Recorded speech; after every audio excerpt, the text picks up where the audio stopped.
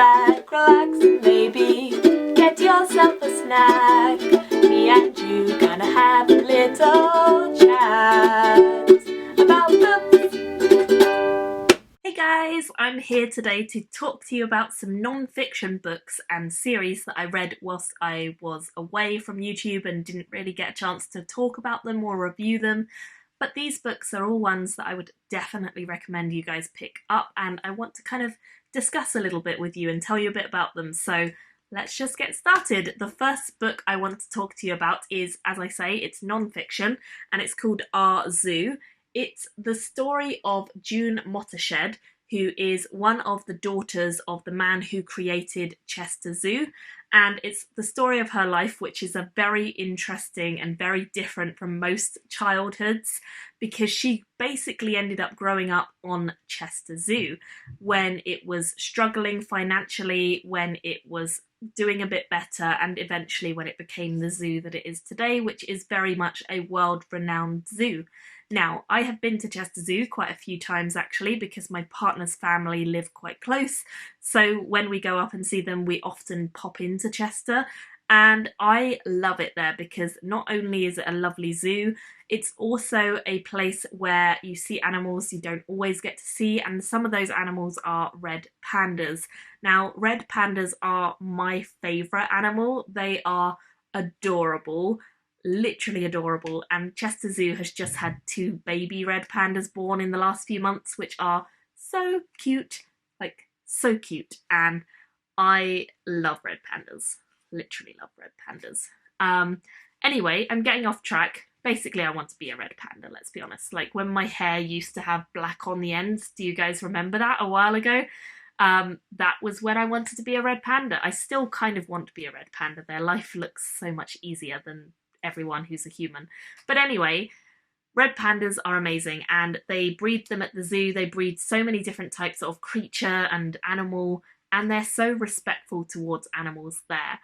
There's also a programme which is on Channel 4, and I'll link it below if I can find it, because it is a really, really good programme all based in Chester Zoo. If you guys haven't seen that, I'd highly recommend watching it if you're interested in like wildlife, because it focuses on different species each week and it's really, really interesting. Anyway, the story of June and her family is fascinating.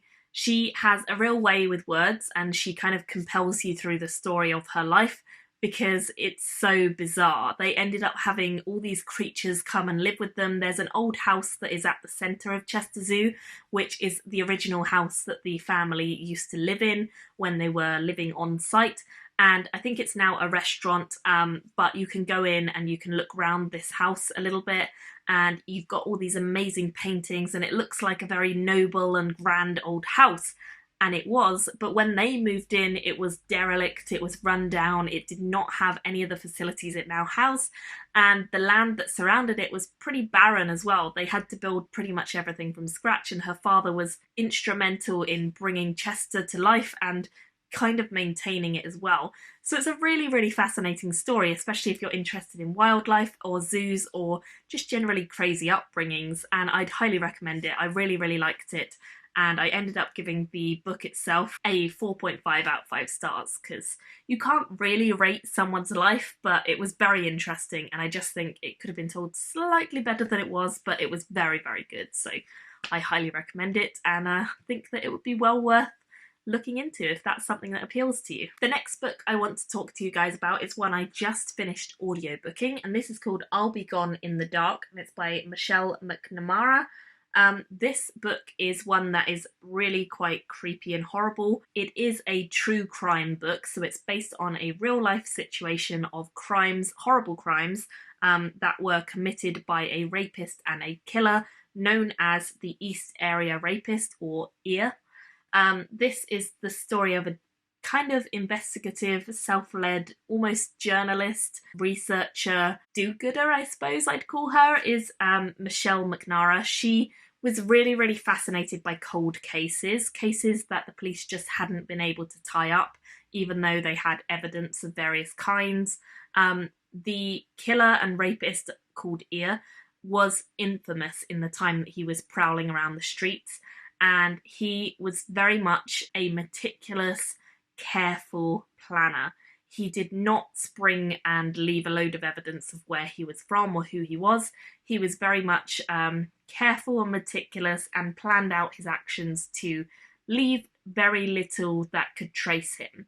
And so he was a notorious killer and rapist for a very long time. The author of the story actually doesn't reveal the killer's identity in this book because the killer was not caught during the time the author was working on this. In fact, she actually died before she managed to complete this book, and this is, the majority of it's her, but the last chapter or so is drawn together by friends of hers and people who worked with her to try and uncover the killer in this particular case.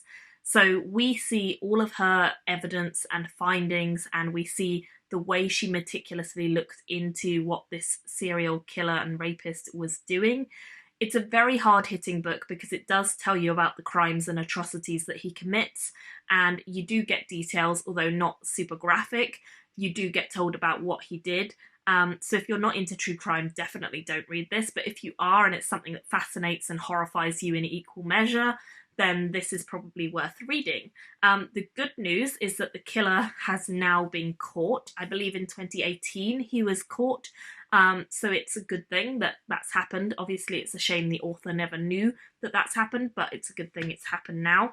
I'd never even heard of this killer before now because I don't think I was really around when he was striking. It's a really, really easy read to get into if you like true crime because the author is a very good writer about cold cases. She tells you the facts that we know and the police reports, and then she tells you the digging that she's done, and the detail and the extent to which she goes is sometimes even more intense than a police officer would go. She very much digs deep into it, and it overtakes her personal life in some scenarios. She has a young daughter whose playroom she has converted into basically her area to research dead cases, which is horrible, kind of, and quite concerning just how much it took over her life. But it's also fascinating to see someone this determined to go back and find this person who was such a horror and really terrorized neighborhoods and entire parts of America. So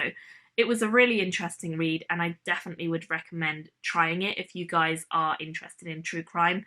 I gave it a 3.5 only because I think that some sections were a little bit disjointed in places, but I think if you are reading the physical book, it might be easier to tell what section is what. I think on the audio narration, some bits were a little bit harder to piece together, and there was a section that was all about a diagram that you couldn't actually see on an audiobook. So that's worth bearing in mind, but overall I really enjoyed it and I thought it was very fascinating, if pretty horrific as well. Next up, I want to actually talk about an Audible series, which is something I haven't really reviewed much on my channel, I don't think, but it's something I've kind of got into more. I am an Audible member, so I get couple of credits each month, and as part of an Audible membership you are entitled to any of the podcasts, the free podcasts that they upload to Audible. So West Cork is a free Audible podcast if you're a member, and I think there are about 8 or 10 episodes, something like that,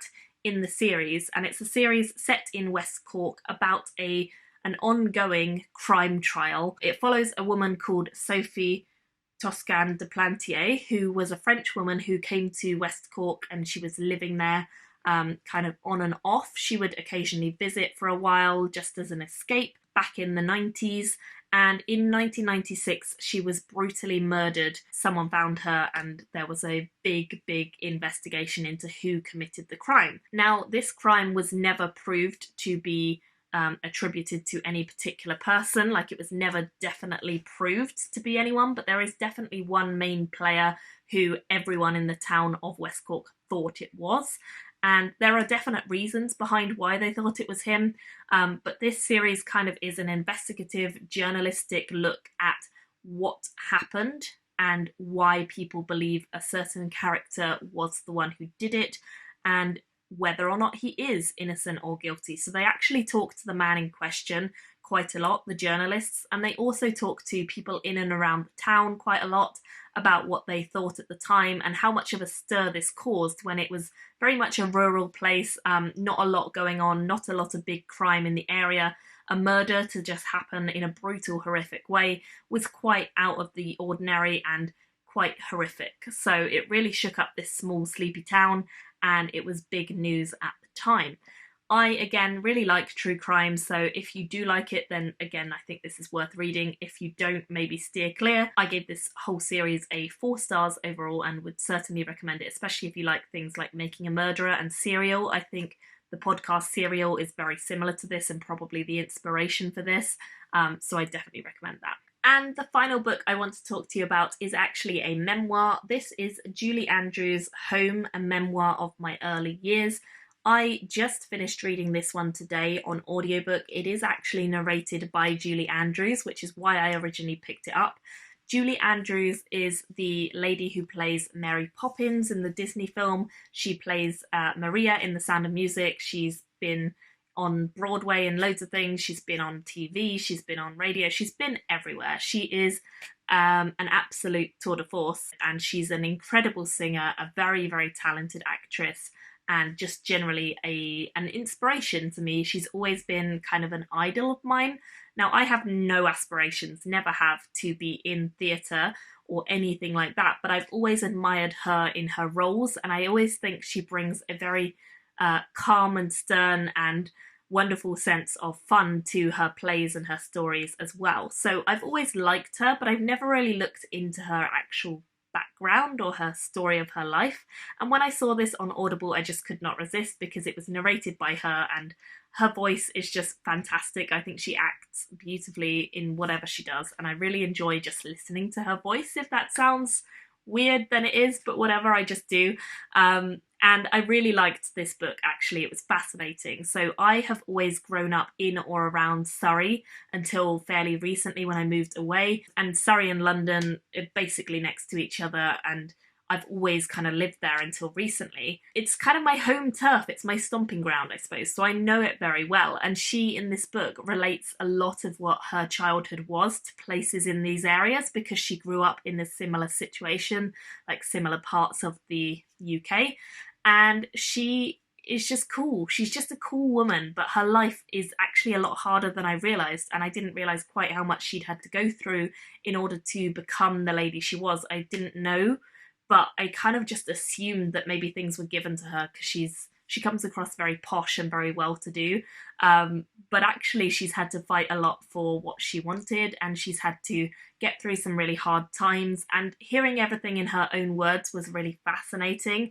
I loved the very twee sense of the story when she was discussing the Queen's coronation when that happened, and the Second World War when that was happening, and just Britain in general. She tours up and down the country. She goes all over the place to all these old theatres, and they're crumbling to bits, and she's performing in them. And her storytelling is very, very good, and I just think she narrates beautifully, and her story in general is fascinating. So if for any reason you guys are like me and you love Julie Andrews, then I would definitely say pick this one up. Obviously it's a bit niche. If you don't like her, you're probably not going to love it, but if you like anything to do with Britain, you might, because it's very interesting to look at Britain during this time period of her life, and I think she does very well. There's actually going to be a second book coming out on Audible, I think in the next week or so, which is like where this one ends through to the end of her career, I suppose. I mean, she still does stuff, but not as much as she did for sure. And that comes out, I think, in the next week or so. So I'll probably end up picking that one up on Audible as well when it does come out.